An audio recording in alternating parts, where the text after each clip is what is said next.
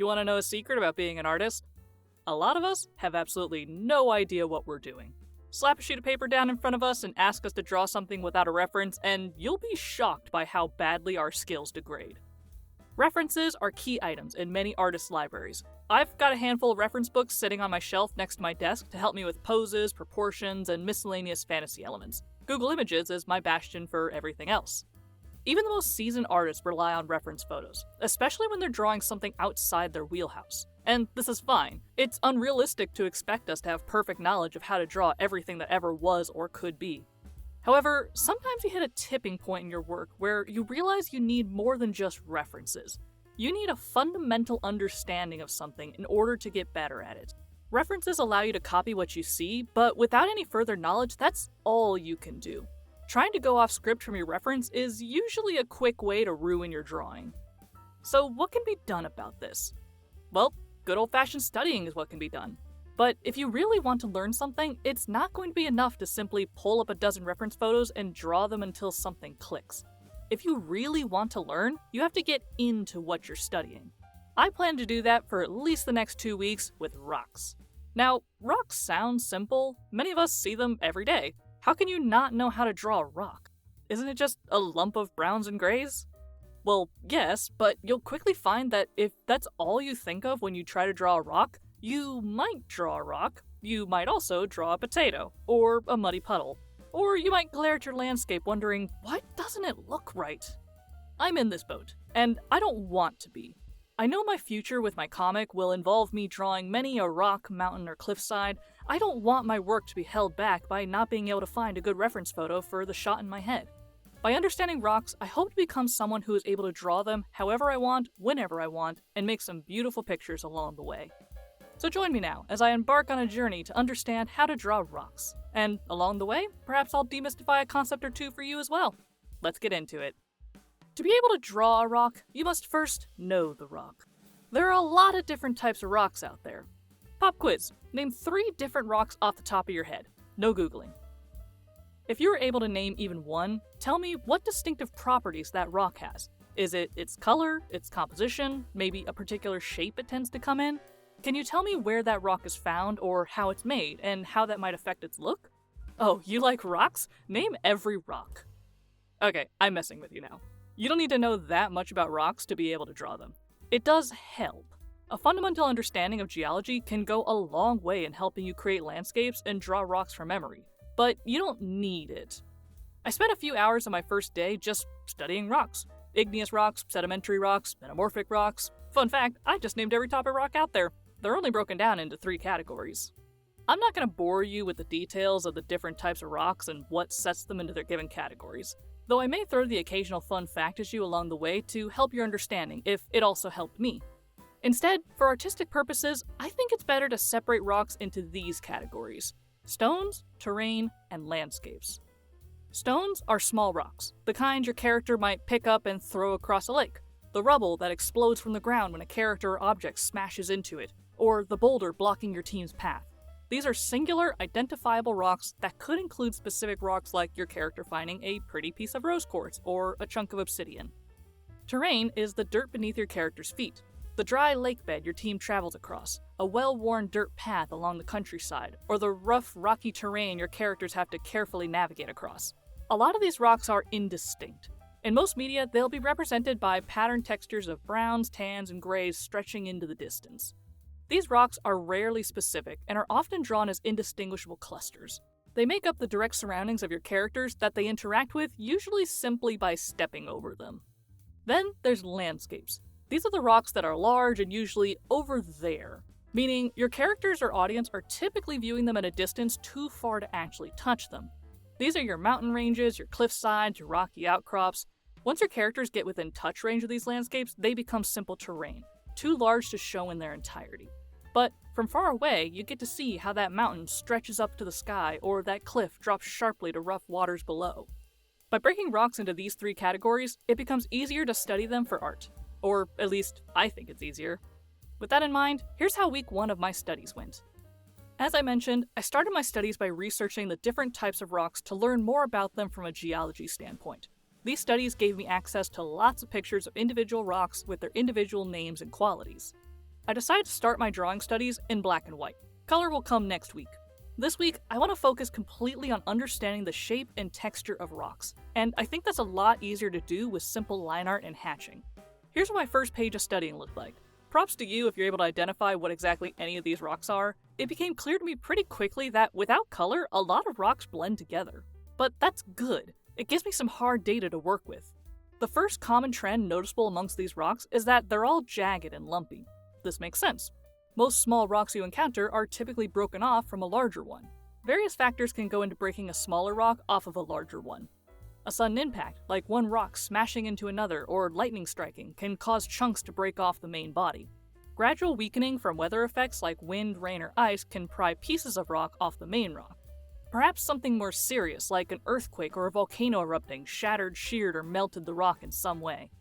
Whatever the reason, you can expect some part of your rock to have a jagged component if it exists in an area or under a condition where the rock can't be smoothed down by erosion from water, wind, or other external forces. The actual shape of these rocks vary wildly, but just looking at them, it's clear that many of them can be broken down to simple rectangles, ovals, and the occasional triangle. The composition of the rock does affect the way it breaks. For example, the really smooth-looking rock I drew is obsidian. It's formed when magma cools very quickly. So quickly that you can see that once liquid-like quality in its shape. When you look up photos of shards of obsidian, there's this noticeable curvature and smoothness to every shard. Obsidian is like the ice of the rock world. It's also likened to the glass of the rock world. In fact, the two are so similar, I could draw a chunk of ice, make it black, and now it's obsidian, and vice versa. And that's neat, and handy to remember in the future. If I ever want to make something out of obsidian, I can find an ice equivalent if needed and use that as a reference. To a certain degree, of course. They aren't one-to-one in their shape capabilities, and it's important to note that. Some rocks break in more uniform ways. Square and rectangular shapes are common in rocks that are composed in layers, like slate and sandstone. Think of these layers like weak spots. If it's going to break, it's likely to break along the lines of those layers, which is what gets you some of those large flat rocks you may encounter. In general, I found that many rock pieces came in square and rectangular forms with some jagged and wonky parts creating the variety in shapes I found. But still, these rectangular shapes are helpful for giving me a basic idea of where to start. Plus, rectangles are easy to shade, and keeping those shading notes in mind makes shading a rock easier to do convincingly. Then you have the really special rocks, the ones where insert sciencey thing here occurs, and you get really neat geometric shapes out of them. Check out Giant's Causeway for a super cool example of how basalt columns look, or Fleisch for another neat example of what nature can do to rocks. However, the reality is that in your drawings, unless you're looking to render a very specific type of rock for a specific reason, most of the time you're going to be drawing generic rock A, B, or C. For my next study, I looked up various photos of rocks and landscapes, and I picked out some random ones with nice shapes to draw. In black and white like this, there's no way you can tell me exactly what any of these rocks are. And yet, you know they're rocks. These are the rocks you're probably going to draw in your everyday work. Indistinct, misshapen, generic rocks. Notice still that many of these rocks do have a square or rectangular shape to them. At certain angles, they can be more diamond or triangular shaped. Some rocks show clear signs of shearing, with one side being distinctly broken compared to the other sides. Some rocks are quite round, usually as a result of natural weathering smoothing them out over time. Nature isn't overly kind to sharp edges. They're usually the first things to go when erosion sets in. How long it's been since a rock was last impacted by anything more substantial than a sandy breeze or a deluge of rain will inform how smooth or jagged your rocks may be. Which took me over to landscape rocks. I'll circle back around to terrain rocks at the end. Nature is powerful. Give it enough time and it does incredible things with landscapes. Who doesn't love staring at a beautiful mountain range, awe-inspiring spires of rocks, or unbelievably deep valleys? And yet, despite all these different types of landscapes we might see, they all have a few key elements in common that an artist can use to make endlessly fascinating fantasy views. For 2 days, I turned my attention to mountains, cliffsides, and rocky landscapes. Here's what I noticed. First off, gravity is king. No matter what you're drawing, you have to take gravity into consideration when trying to draw landscapes convincingly. There are, of course, boggling examples of gravity and physics seemingly failing to do their job, but 99% of the time, you're going to find that the real-world physics engine works as intended. Take a look at the first mountain range I drew as an example. A series of sloped peaks all end at the same sheer cliffside. There's a clear, hard edge to see between where the slopes end and the drop begins. And what really gives that sense of these peaks sloping down to cliff edges are the wiggly vertical lines reaching between the peak tops and the cliffs. I think this particular line paints the clearest picture. With one squiggly line, you get that sense of the slope bending and snaking down from its pointed tip to the wide base below. Supporting lines around it help to sell the visual of this being a mound. Because that's what gravity does. It pulls things down. Those smooth peaks are what's left of everything else sliding down the mountainside until it either settles towards the base or drops off the cliff. And the cliffside needs little more than a few vertical lines to sell that sudden drop. This is probably the easiest mountain shape to make. Next to, I guess, a mound with no cliff drop, but a sudden cliff adds visual intrigue. It paints a picture of these mountains sitting atop a solid rock base. Perhaps in your fantasy story of choice, this is an excellent spot to throw in a cavernous entrance to an underground city carved into the cliffside, or a backdrop of the start of a narrow mountain pass, where if your travelers suddenly find the pass blocked by natural or unnatural means, there's nowhere else to go but back. There's plenty of inspiration to find in these mountains. I made another similar landscape with the same setup of mountains on top and cliffs below, but in this case, the cliffside is defined by its horizontal layers more than its vertical ones, and the rocks above are more blocky, more textured. They don't follow the lines of gravity as much because they're composed of tougher rocks that can withstand the test of gravity. This landscape reads as a lot rockier and sturdier than the soft mounds from the first landscape. I was able to achieve this look because I was beginning to understand how gravity and composition affect the texture and behavior of rocks. I found that, for the most part, I was relying heavily on vertical and horizontal lines. Diagonal and curved lines were reserved for specific shapes, like implying the direction of a slope, or emphasizing a specific, unique rock. But in general, gravity makes it so that many of your most important lines run up and down, while rock composition and erosion tend to favor horizontal lines. Take a look at this rocky landscape I made as an example. There are a lot of horizontal lines in this one. Layering is super important in this area, because what we're looking at is the result of wind and water eroding rocks down to these shapes. Wind and water naturally flow side to side, not up and down, not counting, rain. So you'll often find that weather erosion results in horizontal bands and rocks. Then good old gravity kicks in when needed to define the shapes even more. Notice again how the rocks are thicker and sturdier towards the bottom. They're holding up the smaller rocks above them. As time has gone on, gravity has worked with erosion to chip away at the exposed higher peaks of these formations, which gets us neat shapes like these. I turned my attention to more cliff sides to study this. We've all seen that classic sheer drop cliff, something with the top rocks in question jutting precariously out over the drop. This is where the laws of gravity seem to have stopped working temporarily, as everything underneath the cliff edge seems to have already fallen away while the top part holds on tight. Of course, anyone who's ever watched a movie or TV show knows that with a cliffside like this, it's only one bad impact or heavy weight away from crumbling and sending a hero or villain plummeting over the edge. They're so dramatic, but they're real, and their most defining features are those hard lines that make up the edges of the cliff and the sheer vertical lines below that emphasize the drop. Horizontal lines are less important here except for added texture, such as the case with this other cliffside, where it more closely follows gravity's tendency of sloping towards a thicker base. The vertical lines still play a very important role in creating that rocky drop, and adding a ton of them adds texture. Adding horizontal lines breaks the rock into identifiable chunks, and diagonal lines are reserved for shading and occasional unique rock shapes. I was feeling pretty confident in my rock studies by this point. Seeing how important horizontal and vertical lines are to making landscapes felt like being able to see the Matrix. I was looking at rocks differently now. I was understanding them. So for my final day, I turned my attention back to terrain rocks, with a special emphasis on some common types of terrain you may encounter. First up is the good old dusty road, which, I'll be honest, I don't have much to say about from a rock perspective. Sometimes individual rocks are visible, but dirt paths tend to be, well, dirt. There's a texture you can add, but until I get some color in here, I can't do much beyond think about perspective, how windy or bumpy the road is, and whether there are visible rocks along the way. Another dirt path with a little more visual intrigue you sometimes see is a dry lake bed. Here the one smooth, flat bottom of a long-gone lake has dried and cracked. You get these spidery, haphazard shapes that tend to form identifiable sections, with texture achieved through added cracks and imperfections. When drawing a dry lake bed, have at it with as many janky, jigsaw-like puzzle pieces you can make, and then add some extra cracks or visible signs of the ground underneath to make it more realistic. This is, again, something I'll likely return to once I'm working with color. I mentioned previously that rocks are landscapes when they're over there and terrain when they're within touch range, So it's only natural that my final study for the week focus on zooming in on those rocky landscapes and testing what I've learned. And you know what? I feel pretty good about this one. As I made this, I paid attention to those identifiable square shapes.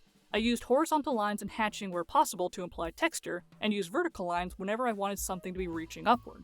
I actually completely messed up the proportions of some rocks from the reference, which forced me to ad-lib some of what I was seeing.